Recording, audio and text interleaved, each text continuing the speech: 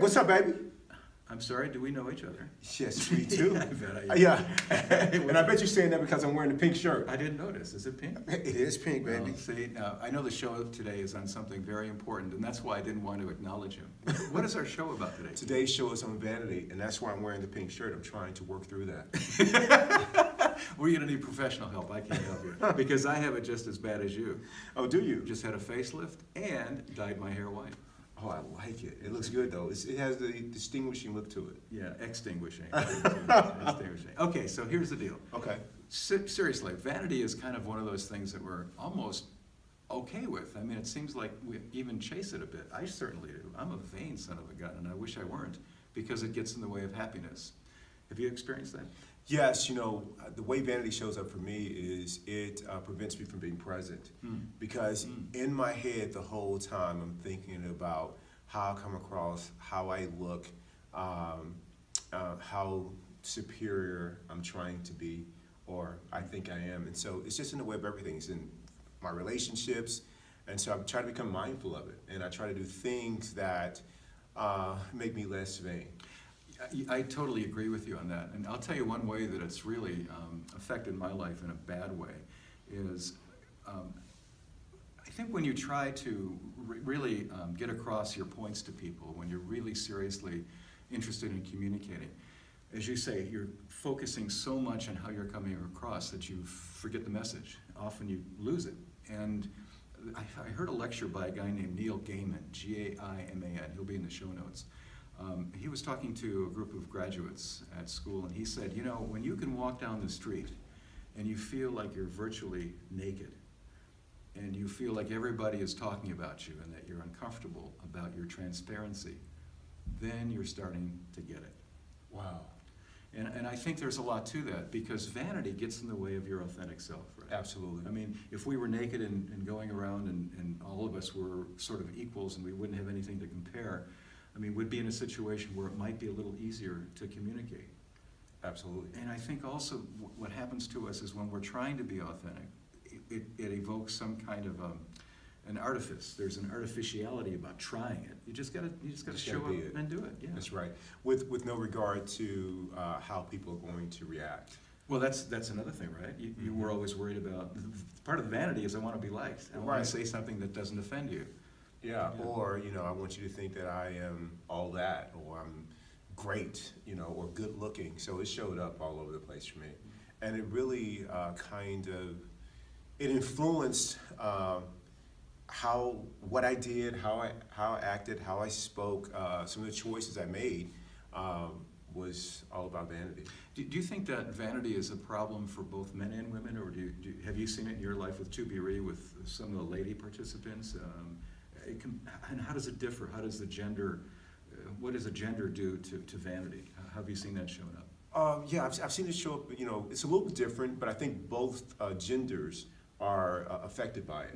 So for the women, for example, when they come into ToBeRe, they are, you know, we do the assessments where you're on a blue screen backdrop, and what you have to do is you have to wear a sports bra, fitted shorts, and we measure you and weigh you, and we take pictures.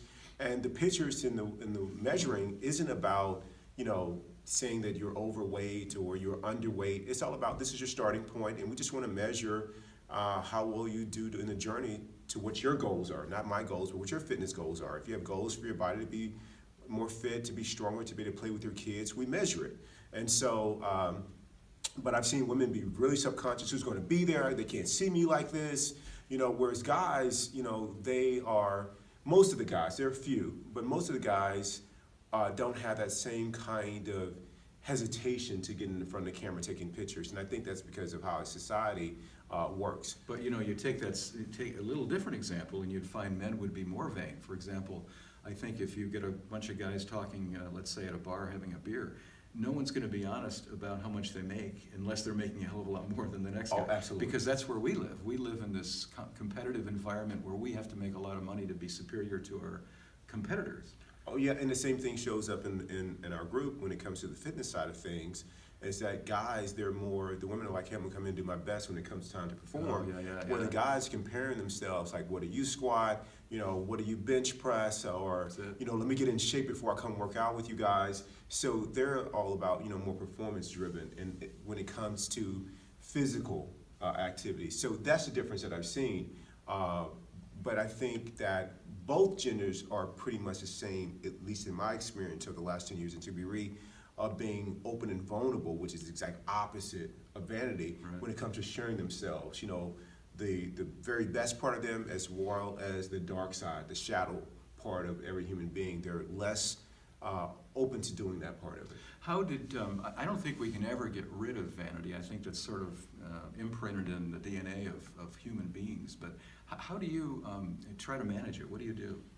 First of all, I have to be, it comes with a lot of acceptance, and so I'll give you some examples of how vanity has shown up for me. So I'll give you some really good examples here. So they're a little bit different. So from a physical standpoint, I remember when I was starting to lose my hair. I went to Iraq, I was in the Marine Corps, and I was starting to lose my hair. Wow. And you know, man, I struggled with the whole military thing, and while I'm grateful that I served my country, this went in the list of why did I ever sign up to go into the military, because I blame it for losing my hair. So we were over in Iraq. We could have sued him. Yeah, I don't think that would have gone too far. Yeah, so, right. So I wish I would have known you then, because we definitely would have served the country. But we didn't get the opportunity to really wash our hair a lot, you know, or take baths, because we were in the desert, we were camped out there, it was a war situation. And while we were there, you know, I tried to keep my scalp as clean as possible. I'm so committed to hygiene, it's crazy. And I started to lose my hair. And I remember, man, trying to hold on forever to my hair, because I was like, my looks were tied up into my hair. And, you know, people ask me today, like, man, how long you been bald? Been bald for a long time, shaved my head.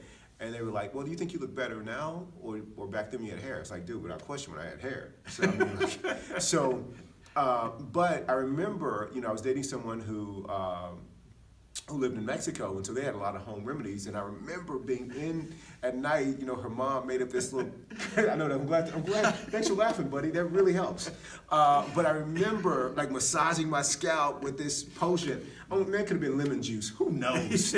But I was like committed to the process. She really loved you. Oh man, she really did. So the hair would start going, and I remember and I remember thinking that people that were bald head or shaved their heads, like, man, you don't have the head to pull that off. And so when I lost my hair, I was like, dude, I'm that guy. I don't have the head to pull off this bald head, the head shape of my head. So that was a really tough one for me. And then I just started shaving. I remember when I moved up to Phoenix from Yuma, Arizona, I remember like, hey, no one knows what the old me is like. So they got to accept the new me or not accept it, but this is what you got. So I remember shaving. I remember the first time I had my hair shaved, I sat in the barbershop, I was like, take it all off. And I remember as I said the words, like, I got to accept it. I can't hang on to this anymore. Man, I just got to let it go. And that was tough for me, man. And so hence the goatee comes and, you know, everything else trying to, you know, come to terms with it. But that's an example of the physical with it. And there was some other vanity too. So when I was younger, before I was fit, you know, as a guy, you know, my chest, I was just really, really skinny, but my nipples were kind of puffy. And, you know, and so when you put on a shirt, they kind of stuck out. And, you know, I associated that with, you know, looking feminine, not being masculine and whatnot. And so I remember, like, really, the t-shirts that I would put on, it all depended on how they would lay on my chest and whether or not, dude, I struggle with the whole vanity thing. So there's certain shirts and things that I wouldn't wear. So me wearing this pink shirt, power move. Power move, baby. Hey, well, let me hold on, let me give you one more, just one more. Okay. From the financial standpoint, when I went through a financial hardship, I bought a used car. And I was driving a Lexus at the time. I had turned my Lexus lease in. My income had went through some challenges, and so I was making half of what I used to, so I needed to downsize cars. And so I got a used car that was about 15 years older, and it was green, the windows weren't tinted. And here's the vanity. I would park, God, it was 115 in Arizona, the gym door, when I had the Lexus, park right up front, wait for a parking spot. Got the green car with the windows, no tint, and I would park a good half a mile and hike in 100, and dude, 100-degree weather, hike in, because I was so worried about, being judged, and the vanity was so strong. Right.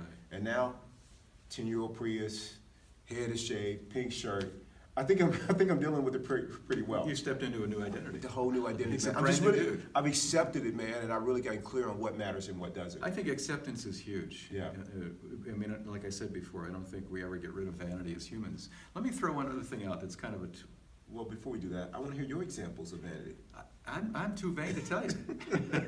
Well, I got tons of them, but let me shift gears for just a second. Okay. Maybe I can plug a few of those into this what I'm about to say. Okay, great. I think one of the things that really helped me get rid of some of the behavior that got in the way, the vanity behavior that got in the way, was the notion that everybody has things that they don't like about themselves. Mm-hmm. And that was a very mundane, low-level kind of approach to sort of being okay with vanity, or at least realizing that it was something that I wanted to try to get rid of. But what really did it for me was when I started to get into reading about Eastern philosophy and learning that the main tenet, one of the main tenets is the idea that there is no separation between people, that we're all in essence the same entity in some way. Our consciousness supersedes our physical bodies. Right. And so that really helped me. It coincided with aging, and I think those two things helped me take a fresh look at vanity. So what I try to do now is I try to monitor it. I catch myself doing it all the time, and then I try to also remind myself that I'm not my body, and I'm not really anything. I'm nothing. Right. And it's all going to go away. And that sounds severe to people who are in the West. I love it. But honestly, I think that's a very sound and healthy way to look at things. There's so many examples of vanity, I can't tell you. I can't wait to hear them. Give me a few. Well, I told you before, when I was a kid going through puberty and I didn't have a girlfriend, and I was trying to get a girlfriend, so here's what I did. I was kind of a bookish kid, so what I did is I got all these Cosmopolitans, took my allowance, went to the drugstore, bought Cosmopolitans, which the guy behind the counter got a kick out of. And I would buy these Cosmopolitans because they would always have articles about how to attract a man. And so I was reading from the girl's point of view what they were looking for and how they would attract a man. So I would be trying to send out the reverse signal.